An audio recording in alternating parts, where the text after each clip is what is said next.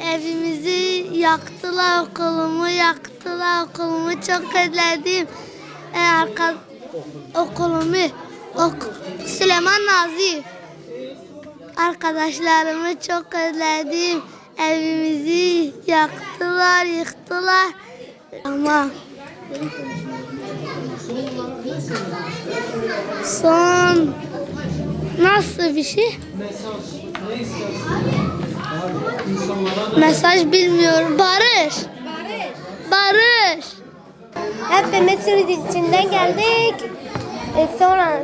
Sonra Kaş'ta geldik buraya. Otelden geldik buraya.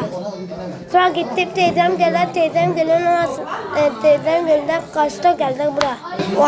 Valla çok sırta çok ses geldi. Akşama tam yasak. Akşam neyi gördük? Fırladık. Ya sen çıkamaydık hamısı. Öyle.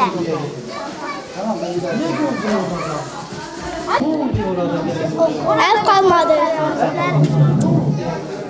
Hep işçi. Birbirlerini özelliğine.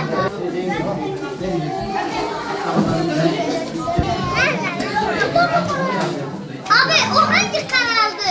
Abi o hangi kanal? Şurada oturduğumuz için bu oteldeyiz biz de.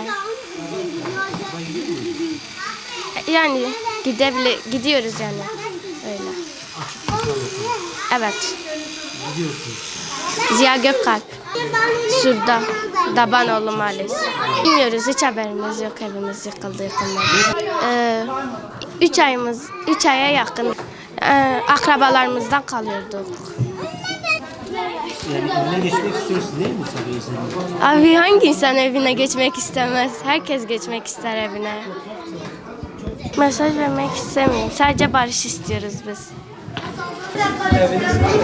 Hasırlı Mahallesi'nde.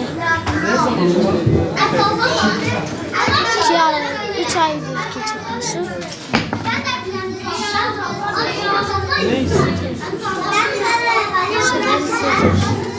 Hiçbir şey hissetmiyorum. Sadece evimi düşünüyorum.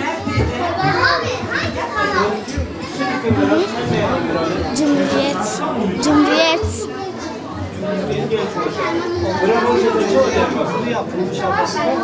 Biliyorum.